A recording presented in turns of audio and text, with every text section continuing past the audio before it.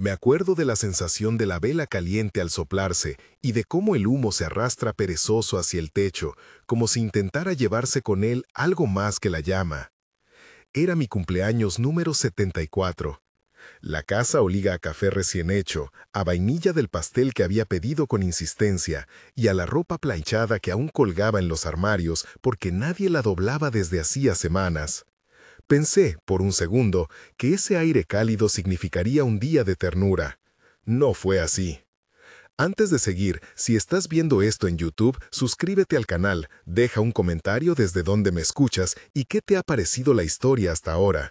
Quédate hasta el final, prometo compartir la lección que me enseñó a recuperar mis papeles, mi dignidad y mi vida. Entré a la sala con la caja del pastel temblando entre las manos y mi hija mayor Laura me miró sin levantar la taza del té. Sus ojos eran exactos, fríos, calculadores, como el cristal. Detrás de ella estaba su marido, Rodrigo, con una sonrisa medida que no alcanzaba los ojos. Los nietos correteaban y no sabían que aquel día iba a quedarse grabado en mi memoria como el día en que, de la forma más clara, me dijeron que ya no me necesitaban. «Mamá», dijo Laura, con voz que pretendía ser suave, «sabes que te queremos, pero esto ya no funciona. Tu memoria se ha ido. No es justo para nadie que sigas tomando decisiones así». Me senté a la mesa.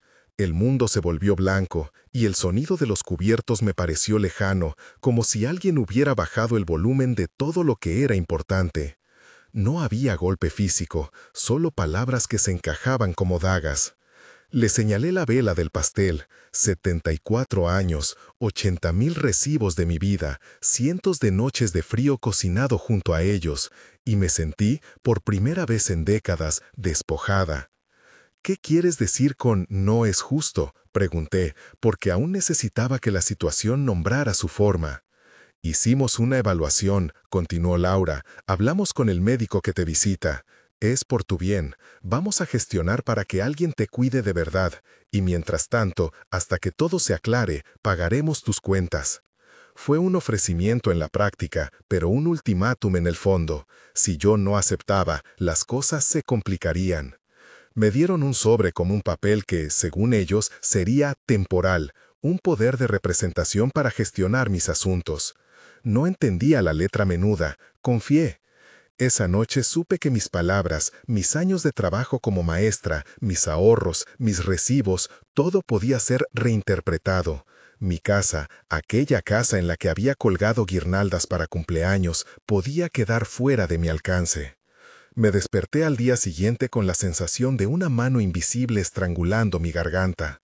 El shock inicial fue seguido por una claridad que no sabía que podía sentir. A esa edad, si no hacía algo, lo perdería todo. Las mujeres que había formado en la escuela me habían pedido, muchas veces, que no me rindiera ante la injusticia. Enseñé a generaciones a escribir cartas formales, a conservar recibos, a pelear por lo justo. Ahora tenía que poner en práctica mis propias lecciones. Empecé por ordenarlo todo. Saqué una caja de zapatos donde guardaba los papeles. Dentro había recibos de pagos de hipoteca que hacíamos a 2 nombres cuando mi marido vivía, estados de cuenta, facturas de reparaciones que yo misma había pagado cuando el techo se filtró en el invierno de 2009, y cartas que nadie había leído. Había pequeñas notas en los márgenes que me recordaban noches en vela. 24/11, arreglar caldera, pagué 450. 1402, gastos médicos, reembolso pendiente $320. Todo lo que mi hija había etiquetado en su discurso como incapacidad eran pruebas de que, hasta hace poco, yo había sido la cuidadora de ese hogar y la que sostenía las cuentas. Llamé a mi amiga María. Ella era vecina desde hacía 30 años, una mujer de manos ásperas por el trabajo en la costura, con un sentido práctico que me salvó más de una vez en la vida. No quería incomodarla con mis problemas, pero no tenía a quién más recurrir. Ven, me dijo sin pensarlo, no estás sola en esto. María me ayudó a ordenar las carpetas, a numerar los documentos por fechas. Me dio su cuaderno donde anotó los nombres de abogados que conocía y el número de un médico de confianza que podía evaluarme de forma independiente. Fue con ella con quien fui al banco, porque Laura y Rodrigo, con su supuesta preocupación, ya habían hablado con mi gestor y este había sugerido que, por seguridad, renovaríamos el acceso online y conciliaríamos las cuentas. El banco olió a limpieza y a papel. Los relojes daban vueltas demasiado lentas, las cifras en las pantallas parecían ajenas. Le expliqué a la empleada que quería revisar mis movimientos y supe, entre explicaciones en voz baja y formularios que me ofrecieron con la mano temblorosa, que mi hija había gestionado un poder notarial con la firma de mi marido, firmado hace años, y que ahora pretendía utilizarlo para protegerme. Le pedí al empleado explicaciones. Él humedeció el lápiz y me señaló una cláusula de la que yo no había sido consciente. No entendí todo, pero entendí suficiente. Tenía que certificar mi capacidad, deshacer lo que se estaba haciendo sin mi consentimiento consciente y mostrar documentación que probara mis aportes a la casa y a la familia. Necesitará un informe médico que certifique su estado mental, dijo el empleado, con la piedad contenida de quien mide sus palabras para que no hieran. Y si desea, puede solicitar la revisión del poder notarial. Necesitará. La palabra me golpeó. Sabía que esa era la puerta por la que mi hija quería sacar mis bienes. Cerrarla requería pruebas, tiempo, la voluntad de pelear. Yo tenía tiempo, no sin reservas, pero tenía la historia y los recibos. No iba a fingir que sabía todo. Me faltaba experiencia en trámites legales complejos, y mis manos temblaban cuando sostenía los papeles. Fui al médico que me atendía desde hacía tiempo, el doctor Vega, y le pedí que me hiciera una valoración de mi estado cognitivo por escrito. Él me miró con la ternura que guardan los médicos que han visto crecer familias enteras. No es lo mismo que un examen judicial, me dijo, pero puedo certificar que sus capacidades mentales son adecuadas para firmar documentos y recordar hechos cotidianos. Con ese certificado en mano, me dirigí al juzgado para orientarme sobre los pasos a seguir. Y allí, en la sala de espera, ocurrió lo inesperado. El hombre estaba sentado en la esquina, con un abrigo gris y un paquete de hojas dobladas sobre las rodillas. No era mayor que yo por mucho, quizás unos 10 años menos, con una barba salpicada de canas y una mirada que no pertenecía a los que pasan. Era una mirada atenta, casi profesional. Nos fuimos saludando por cortesía, y él, al ver las carpetas que sobresalían de mi bolso, rompió el silencio. ¿Problemas de papeles?, preguntó en un tono neutral. No quería largas conversaciones con desconocidos, pero algo en su voz me dio seguridad. Le conté, en pocas frases, cómo mis hijos habían empezado a hablar de evaluaciones y gestiones, y cómo yo había venido a informarme. Él me escuchó sin interrumpir. «Si quiere, puedo acompañarla», ofreció. «Hay abogados que vienen los martes a ese centro y a veces hacen consultas cortas para casos como el suyo. No siempre, pero puedo quedarme con usted hasta que lo vea». Aceptar la compañía de un desconocido no me parecía la decisión más sensata, y sin embargo, algo en su forma me tranquilizó. Se llamaba Álvaro, me dijo, y trabajaba como contable jubilado. Había aprendido a leer contratos por necesidad profesional y a detectar manos largas en las letras pequeñas. No juzgó, no miró a mis papeles con lástima, miró con determinación. Esa tarde, con Álvaro a mi lado, me recibió el abogado que atendía en el centro comunitario. Era joven, se llamaba Daniel, y tenía la claridad de quien había visto demasiados casos, y había aprendido a separar la compasión de la estrategia. Daniel revisó mis documentos, escuchó a Álvaro corregir fechas y señalar cláusulas con la precisión de quien ha leído demasiadas escrituras, y trazó un plan simple. Recopilaría todo lo que demostrara mi participación en los gastos, pediríamos una evaluación médica independiente y solicitaríamos la nulidad temporal de cualquier uso del poder notarial hasta que se resolviera la cuestión de mi capacidad. «No podemos garantizar resultados inmediatos», dijo Daniel, «pero podemos impedir que actúen con la excusa de protegerla para apropiarse de sus bienes sin su consentimiento». Cuando salimos, Álvaro me acompañó hasta la parada del autobús. Caminamos despacio por la avenida donde los tilos comenzaban a soltar hojas como confetis de otoño. Me dijo que conocía a varios abogados y que, si lo permitía, estaría dispuesto a hacer algunas llamadas. No pedía nada a cambio. No me trató como una obra de caridad, sino como a alguien con la claridad suficiente para decidir. En ese trayecto empecé a pensar en mi vida en términos de recibos y fechas. Cuánto había pagado, cuánto había arreglado con mis propias manos, cuántas noches me había quedado despierta con la cuenta de la luz. Pensé en mi marido, que había muerto hacía 7 años, en la manera en que las cosas cambiaron después de su partida. Pensé en la soledad que late detrás de cada acto de generosidad mal correspondida. ¿Por qué me ayuda?, le pregunté antes de despedirnos. Porque nadie me ayudó cuando lo necesitaba, contestó, con sencillez. Y porque usted no debería perder lo que fue suyo por derecho. Aquella frase, simple, resonó como una campanada contra la cadena que se intentaba cerrar sobre mí. Me enseñó algo que ninguna lección de clase me había dado: a aceptar ayuda de alguien que no espera nada. A partir de ahí, las semanas se convirtieron en una tarea metódica. Fuimos al banco con Daniel, al cual mi hija no esperaba. Él habló con la frialdad profesional de quien ha visto demasiadas historias usadas como pretexto para apropiaciones. Le mostramos las facturas, las transferencias que había realizado a nombre de la casa, los depósitos que figuraban como míos y que, sin embargo, alguien había comenzado a gestionar unilateralmente. Pedimos copia del poder notarial. Revisamos las fechas de firma. El banco, que hasta entonces se mostró colaborativo con la familia, ahora pendía entre procedimientos y protocolos. Laura me mandó mensajes que oscilaban entre la sorpresa y la ira. ¿Por qué te rodeas de extraños? Esto lo hacemos por tu bien. No vas a conseguir nada con abogados y documentos. Sentí la vieja sensación de traición, pero también una corriente nueva. Cada recibo que presentaba añadía peso a mi palabra. En el camino, con Daniel y Álvaro, descubrí que al poder notarial le faltaban formalidades que lo hacían vulnerable a impugnación. No entraré en tecnicismos porque ese no es el punto, pero aprendí la importancia de los sellos, las fechas correctas y los testigos. Aprendí que la ignorancia de una persona mayor puede ser aprovechada, y que la práctica de conservar todo, por humilde que sea, termina constituyendo una defensa tangible. Llegó un momento de máxima tensión. Laura presentó una solicitud informal para que se ordenara una evaluación más profunda de mis capacidades cognitivas, con la intención expresa de designar un tutor legal. Llegaron entonces los interrogatorios en tono profesional, la visita de la trabajadora social que quiso conocer mi rutina y la solicitud de documentación que, paradójicamente, justificaba mi competencia: los pagos, las reparaciones, las facturas. ¿Sabe usted dónde están sus papeles más importantes?, me preguntó la trabajadora social con una sonrisa que pretendía ser empática. Sí, respondí, están donde siempre, en la caja de zapatos, en el armario. Y aquí, en estas carpetas. Y en mi memoria.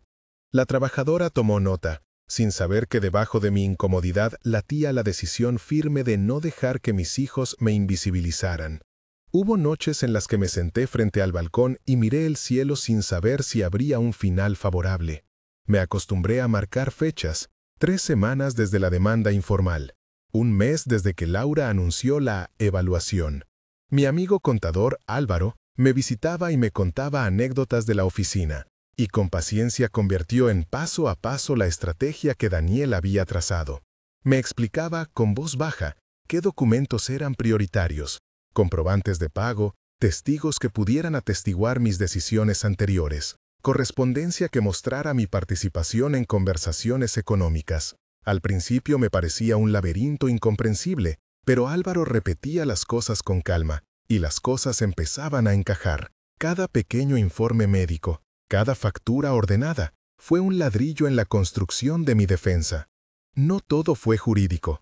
En medio de ese ruido apareció una oportunidad que cambió mi rumbo de forma inesperada.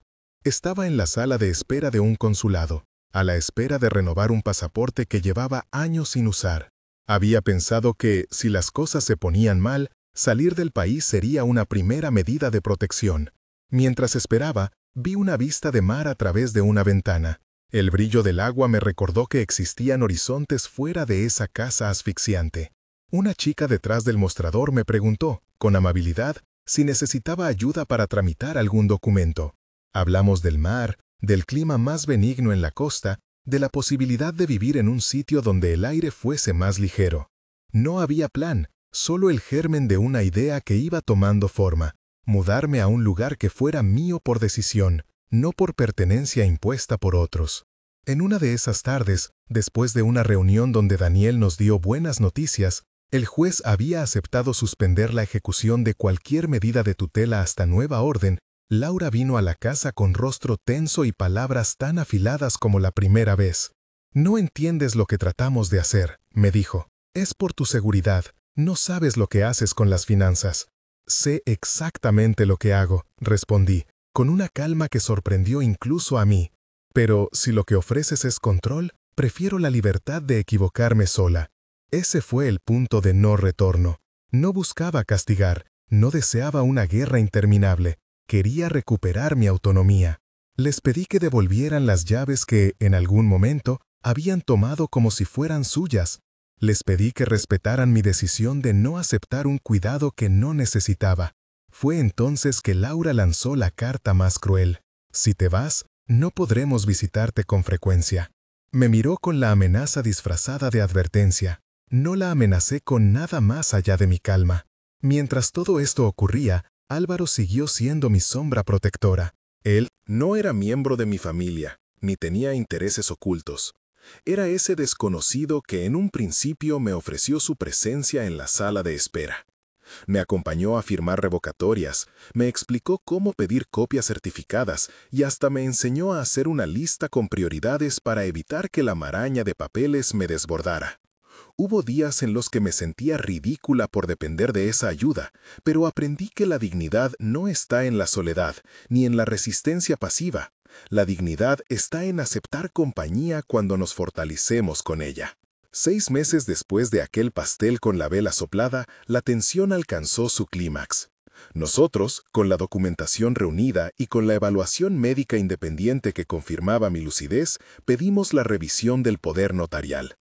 Laura, en su estrategia defensiva, intentó mostrar evidencias de supuestas decisiones inadecuadas en mis años recientes. Una donación a un amigo de la infancia, un pago adelantado a la reparación del techo que ella consideraba excesivo. Todas las cifras, todas las fechas, todas las transacciones estaban en mis carpetas. Tenía comprobantes de transferencias, contratos menores firmados por mí misma y testigos que podían acreditar que yo había discutido y aprobado cada gasto. El día de la audiencia fue de una tensión que recuerdo como si fuera una película en blanco y negro. La sala olía a madera y a polvo, las voces se mezclaban con el tic-tac de un reloj.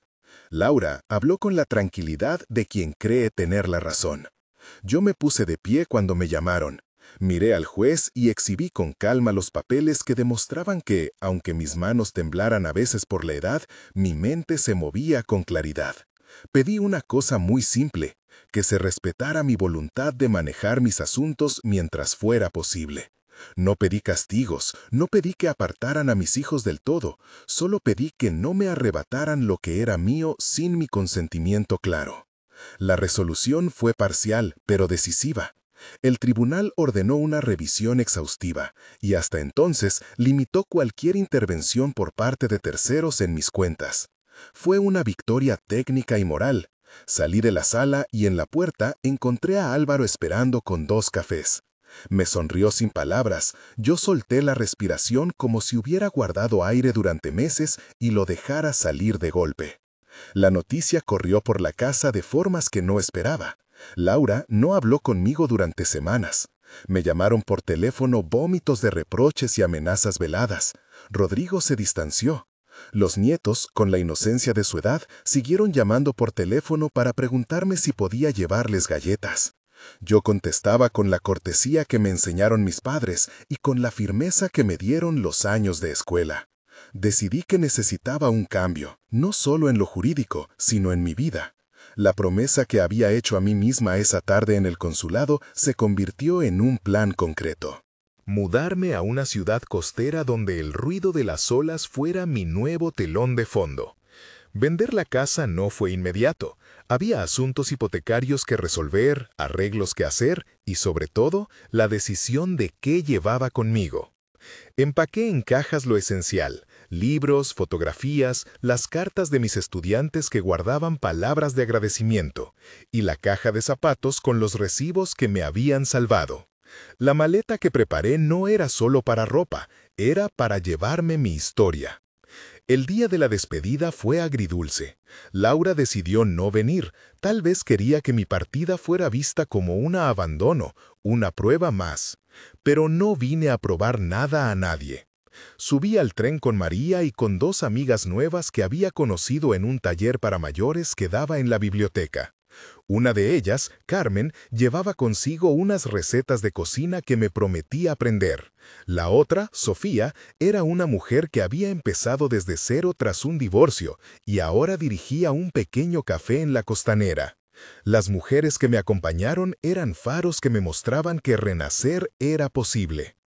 La ciudad costera me recibió con olor a sal y a pan recién hecho. El barrio era de casas pequeñas, con balcones llenos de flores y gatos que se deslizaban como sombras. Encontré un apartamento con vista al mar. No era grande ni lujoso, pero era mío por elección y por dinero fruto de mis ahorros y de la prudente venta de algunos objetos que ya no necesitaba. Abrí la ventana la primera noche y miré el agua. Recordé la vela que soplé aquel cumpleaños. Esta vez el humo no me asustó.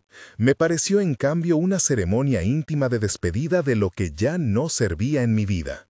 En la playa conocí a una comunidad de expatriadas y de personas que, por razones distintas, habían elegido el mar para recomenzar. Daba clases de lectura en la biblioteca y poco a poco empecé a tejer amistades que me permitieron reconstruir la trama de la confianza. Compartí mis papeles con una mujer llamada Elena, que trabajaba en un centro de asesoría para mayores y que me ofreció poner mi historia en un grupo de apoyo. Enseñé a otras mujeres a guardar recibos, a reclamar sus derechos, a no permitir que el cariño se confunda con control. Mi relación con Laura siguió siendo fría por meses. Hubo llamadas con demandas veladas, intentos de reconciliación a medias que más parecían estrategias. Ella pidió repetidamente reuniones que yo acepté con límites nuevos, solo sentada en lugares públicos, con testigos y con la condición de que se tratara con respeto. Algunas conversaciones fueron duras, hubo lágrimas, hubo palabras que recorrieron todo mi cuerpo como un frío que no se quita. Entendí que el camino hacia la recuperación no implicaba necesariamente la restitución de las antiguas formas de relación. A veces la reparación tiene que ver con poner distancia y no con forzar un abrazo. Lo que deseaba no era castigar, deseaba proteger mi paz. Decidí que, mientras mantenía la puerta abierta a la posibilidad de reconciliación, no volvería a situarme en una posición de dependencia. Comencé a gestionar mis finanzas con un asesor independiente, y aunque seguía pidiendo consejo a Daniel en asuntos complejos, la sensación de que mi destino financiero estaba en mis manos fue transformadora. En ese proceso, Álvaro siguió siendo una presencia que nunca se impuso. Encontró su camino entre mis amigos y mis sueños. Un día, sentado en la terraza de mi departamento, me dijo: «No hice mucho», replicó cuando intenté agradecerle. «Solo estuve. Pero usted hizo lo que debía».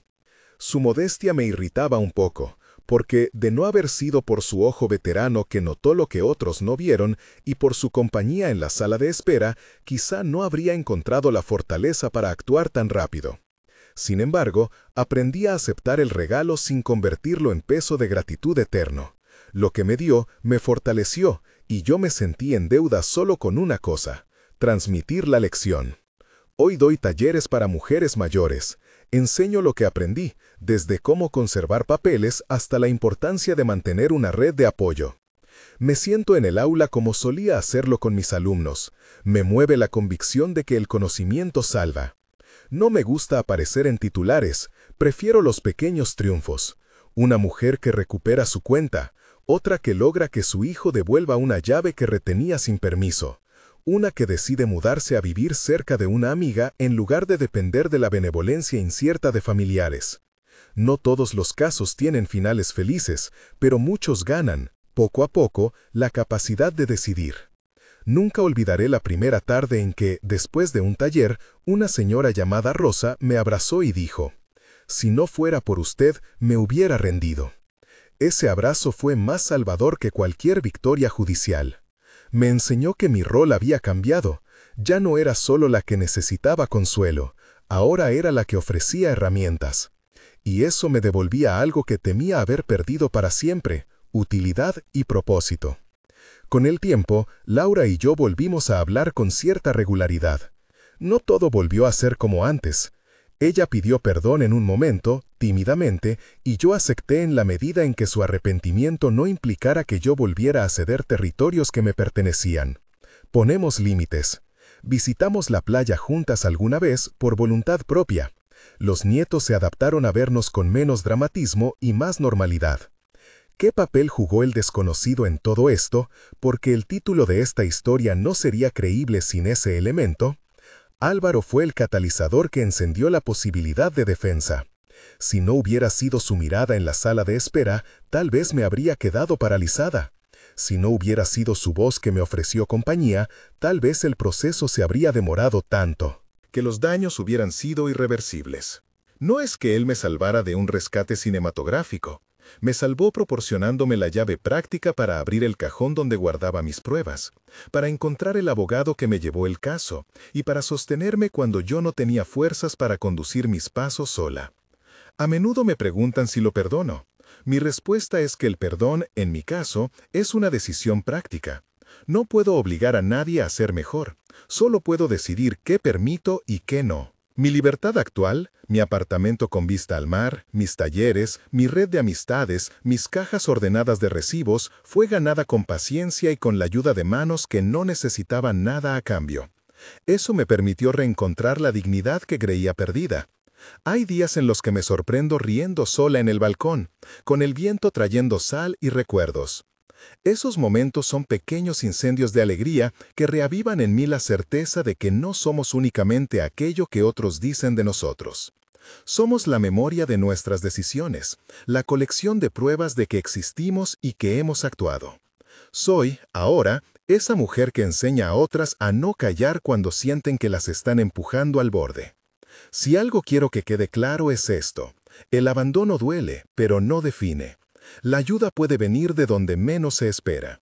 Un desconocido puede abrir una puerta que creíamos cerrada, y al hacerlo, ofrecernos el inicio de una nueva vida.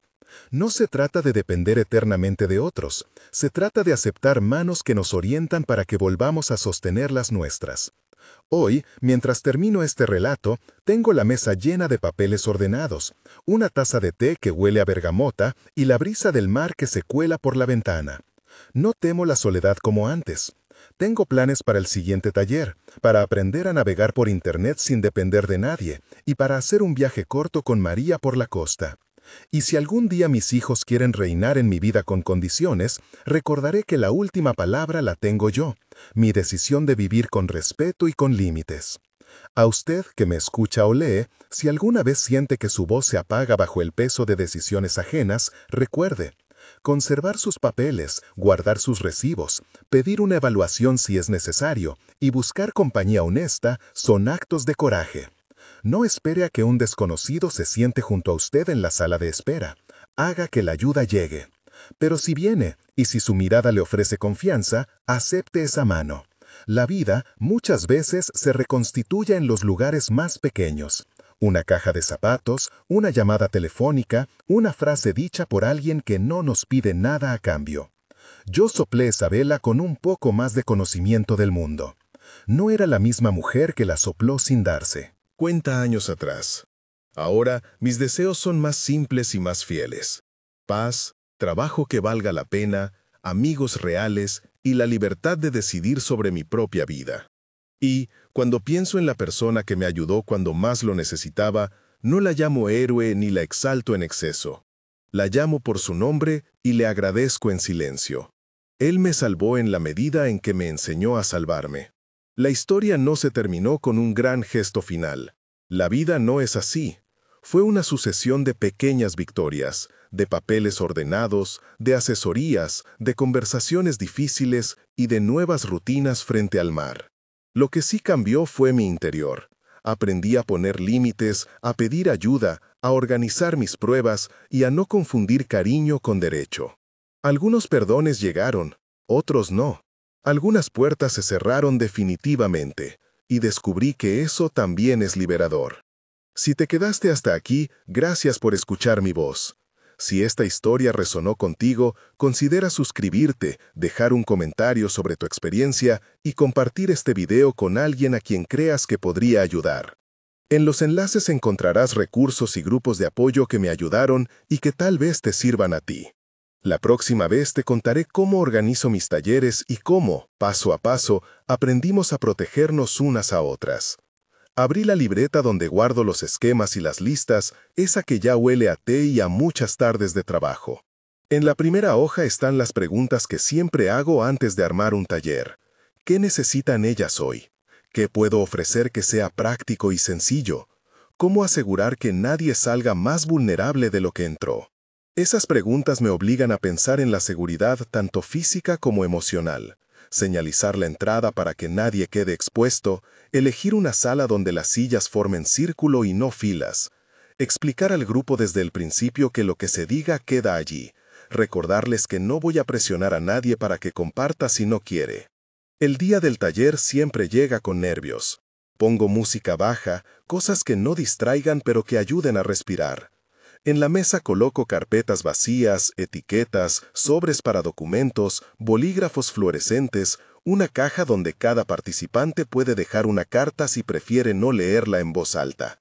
También llevo una lista con teléfonos de emergencia, abogados de confianza, una psicóloga que colabora conmigo, la línea de atención local y folletos con información clara sobre cómo registrar pruebas, cómo imprimir mensajes, cómo guardar fotos en un disco externo, por qué es importante anotar fechas y describir situaciones con la mayor objetividad posible. Cuando llegan, algunas traen manos temblorosas, otras una coraza que se nota en la espalda. María siempre llega de último, sonriente, con una bolsa de pan para compartir. Empiezo pidiendo que nos presentemos con una sola frase. Soy X y hoy vine porque. Ese ejercicio pequeño desnuda más de lo que parece. Las respuestas nunca son largas, pero contienen hondura, porque quiero recuperar mi voz, porque temo que me minimicen los médicos, porque mi hijo me pregunta y no sé qué decir. Al escucharlas, recuerdo por qué empezamos esto, para hacer de la vida cotidiana un espacio con pasos prácticos para protegerse y reconstruirse. La primera parte es técnica y breve. Muestro cómo organizar un expediente personal, una carpeta con secciones para documentos legales, para comunicaciones, mensajes, correos, para gastos relacionados con la situación, recibos, comprobantes y para notas personales. Les explico, con calma, que las pruebas no son solo para un juicio, son una forma de validar nuestra experiencia ante nosotras mismas cuando la memoria se fragmenta por el dolor. Hablo de fechas, anotar día, hora, lugar, testigos. Les pido que lo hagan con letra legible, que no confíen en la memoria a largo plazo cuando las emociones están vivas. Les doy ejemplos prácticos, cómo hacer capturas, cómo imprimir conversaciones y qué metadatos conviene conservar. Algunos detalles técnicos los hacemos juntas paso a paso frente a una impresora vieja y a mi laptop. No porque la tecnología sea un fin, sino porque esas pequeñas cosas dan poder. Después viene la parte de límites. Es una de mis favoritas porque es transformadora. Les propongo un ejercicio que llamo mi línea de no paso. Dibujan en una hoja una línea horizontal y anotan al lado qué comportamientos no aceptan, desde burlas hasta invasiones de su correspondencia, y al otro lado qué consecuencias aplicarán si alguien cruza esa línea. No invento respuestas por ellas, solo facilito el proceso de decidir, porque decidir es recuperar agencia. Algunas dudan. ¿Y si él se enoja? ¿Y si los niños se quedan sin casa? Hablo de opciones reales. Pedir asesoría legal antes de tomar decisiones que afecten el hogar, buscar redes de soporte que ayuden con alojamiento temporal si hace falta, planear salidas seguras. No prometo soluciones mágicas, ofrezco mapas para moverse. En la pausa del té, escucho a Ana, que ha venido caminando desde el barrio y que guarda en su bolsa una carpeta con fotos que apenas puede mirar. Me dice en voz baja que teme perder el trabajo si hace una denuncia, que le da vergüenza reconocer que lo que vivió fue abuso. Le tomo la mano, a veces la presencia física sin palabras ya es sostén. Y le cuento de mi propio miedo al principio, qué me costó decir la verdad y cómo pequeños aliados me dieron respaldo. Le propongo algo concreto, redactar juntas un plan escrito para presentar una queja en el trabajo, con copia para recursos humanos y, si fuera necesario, con asesoría jurídica antes de hacerlo. Las opciones concretas la ayudan a respirar. En la segunda hora hacemos roleplay, con cuidado. Pedimos voluntarias y, casi siempre, una mano se alza. Uno de los ejercicios consiste en practicar cómo pedir límites en voz alta. No me hables así, no revises mi teléfono, necesito espacio ahora. Ensayamos respuestas ante minimizaciones. Eso no me Parece cómodo. No voy a tolerar que me insultes. No se trata de enseñar un guión perfecto. Se trata de ensayar la musculatura de la palabra. Después de cada intento, compartimos lo que sintió la persona, dónde apretó la garganta, qué frases sonaron reales, cuál fue la reacción del resto del grupo. Esos microensayos se traducen a menudo en cambios cotidianos. También abrimos un bloque sobre salud y documentación médica. Explico por qué es recomendable hacer una evaluación con un profesional de confianza, cómo pedir un informe claro y distinto de valoraciones morales. Las enfermeras y médicas que colaboran con nosotras han dejado pautas para que el encuentro sea seguro. Preguntar por la posibilidad de acompañamiento. Pedir que los documentos se entreguen en sobres cerrados si hay riesgo de que alguien los vea. Anotar exactamente lo que se dijo durante la consulta. No puedo subrayar lo suficiente. El cuidado médico no debe convertirse en otra fuente de humillación. Enseñamos a pedir segundas opiniones y a exigir trato digno. Al final del taller, cuando guardamos las sillas, ocurre algo que no esperaba. Una mujer que llegó callada se me acerca y me dice con voz contenida que, gracias al taller, pudo sacar del cajón una caja vieja con documentos que le habían dicho que eran inútiles. Ahora, con mi ayuda, los ordenó y vio que, en su conjunto, forman una prueba poderosa. Llora en mis brazos, pero no con desesperación. Su llanto es un reconocimiento de que tiene materiales en su poder y que eso la coloca en una posición distinta frente a su situación. Esos momentos valen todas las horas de trabajo. Al despedirnos, hacemos una ronda de compromisos pequeños.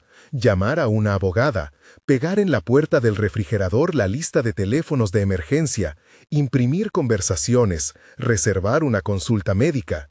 Les entrego sobres con etiquetas para iniciar sus carpetas en casa y les recuerdo que no están solas. Nuestras sesiones de seguimiento por teléfono funcionan como sostén entre talleres. Muchas se quedan un rato más, hablando en voz baja, intercambiando números. Yo vigilo la salida, cierro la ventana porque la brisa trae humedad y prefiero que nadie se quede expuesto en la puerta. Cuando la sala queda vacía, me siento frente al mar. La luz de la tarde moja la ciudad y el olor a bergamota me acompaña. Repaso mentalmente qué funcionó y qué puedo mejorar. Quizás más papel sobre cómo documentar llamadas telefónicas. Quizás enlaces impresos con direcciones de servicios locales. Anoto en la libreta y doblo los folletos para la próxima tanda. El trabajo no es lineal, es una cadena de pequeños ajustes que hacen la diferencia. Me voy caminando a casa con la sensación de que algo se movió dentro de esas mujeres y dentro de mí. No es una victoria ruidosa ni una resolución total, sino una colección de pasos concretos que, acumulados, reconstruyen la capacidad de decidir. En la esquina, detengo la marcha para mirar el mar otra vez. Hay una luz que titila en el horizonte, insignificante para el cielo entero, pero suficiente para guiar una barca. Guardo mis papeles, apago la linterna del bolso y dejo que la brisa lleve el resto del día hacia otras manos. A la mañana siguiente me despierto con el olor del café que alguien ha dejado encendido en la cocina. No es mi casa, sino el refugio donde suelo preparar materiales cuando los talleres se amontonan. Abro la libreta y repaso la lista de llamadas pendientes. 3 mujeres que pidieron seguimiento, la abogada con la que acordé ver expedientes, la enfermera que debía confirmar horarios para las consultas. Anoto prioridades, ato un lápiz con una goma alrededor del cuaderno y me siento en la mesa junto a la ventana. Afuera, la ciudad respira calma. Adentro, mi teléfono vibra con mensajes que van entrando como pequeñas olas. La primera llamada es de Clara. Su voz suena delgada, como si hubiera dormido sobre piedras. Me dice que imprimió las conversaciones y que más tarde pasará por el taller para que la acompañe a ordenar los papeles. Le pido que respire conmigo 3 veces, que repita en voz baja, «Lo voy a hacer». Le pido que no se apresure, que puede venir a la hora que mejor le convenga. Ella responde con un asentimiento que oigo en la línea y por primera vez en semanas yo la escucho hacer una pausa que no es de miedo, sino de decisión.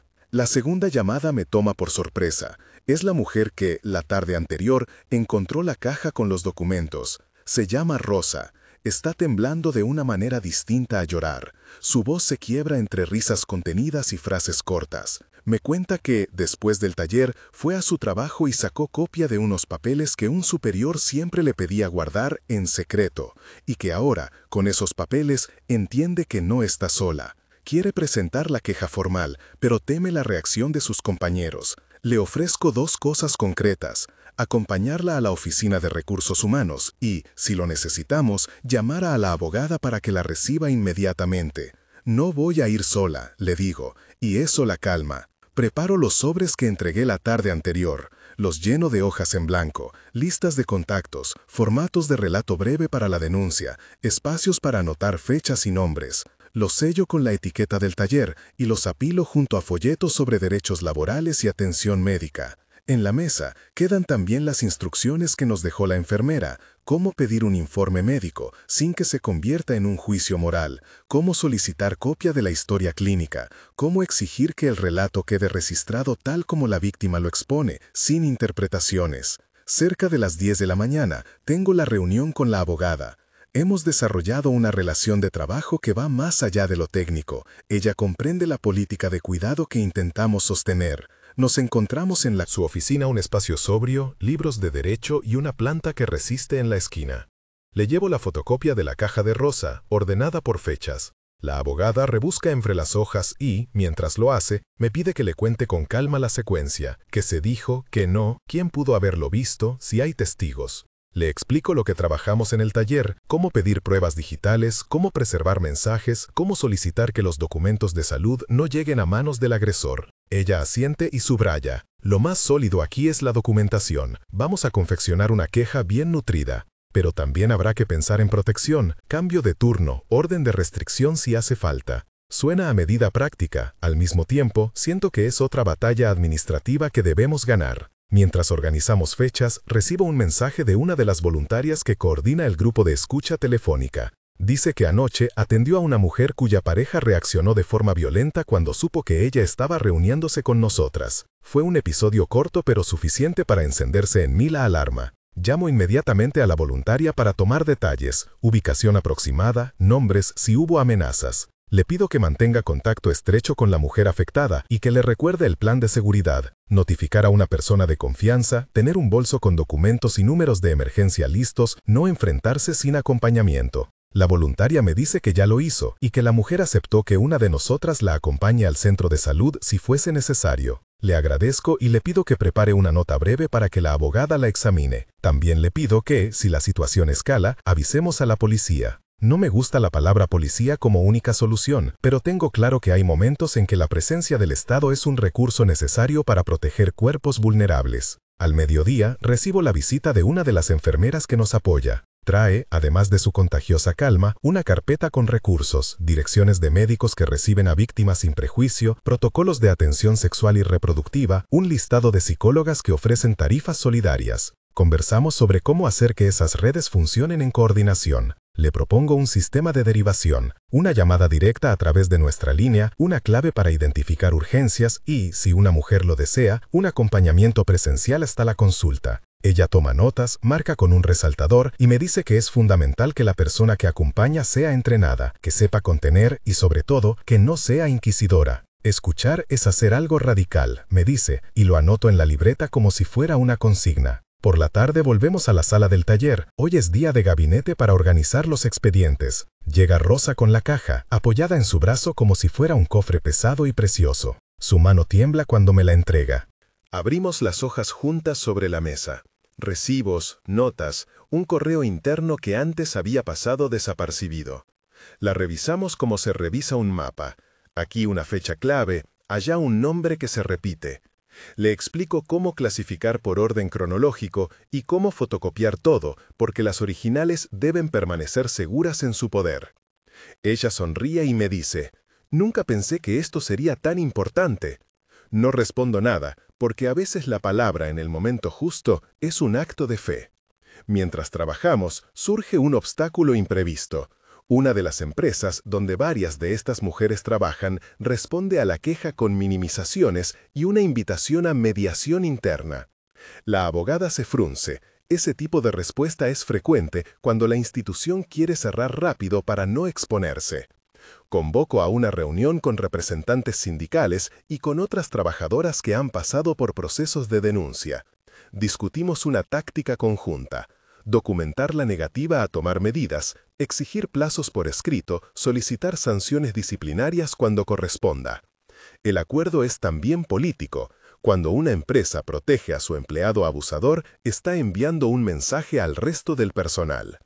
Decidimos actuar con firmeza y con estrategia legal. Al caer la noche, me encuentro de nuevo en el umbral de la sala donde doy las clases. Siendo el cansancio en la nuca, esa fatiga que pesa como una bufanda húmeda. Pero al mismo tiempo están las pequeñas victorias. La mujer que guardó los papeles y ahora los tiene en orden. La llamada de la voluntaria que resultó en una caminata segura hacia la clínica. La enfermera que me envió el listado extenso de especialistas. Todas son manchas de luz en un mapa que todavía no está completo. Me preparo una taza de té y repaso las notas del día. Contactos, tareas para mañana, recordatorios. Debo redactar una carta modelo que explique la tipología del abuso sin juzgar, que pueda incorporarse a una queja formal. Debo coordinar a 3 personas para que acompañe a una mujer que mañana presentará documentación ante recursos humanos. Debo enviarle a la abogada la carpeta de Rosa antes de que cierre su despacho. Antes de irme, reviso la puerta. La ciudad está en silencio. Al cerrar la bolsa con los documentos, alguien llama al timbre. Mi cuerpo se eriza. No espero visitas.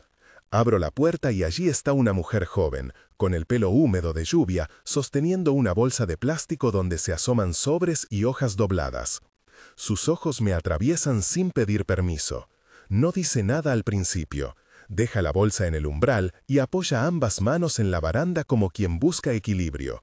Luego dice con voz temblorosa pero firme: «Traigo cosas. Creí que no valían nada, pero pensé que si alguien las ve, tal vez me crean».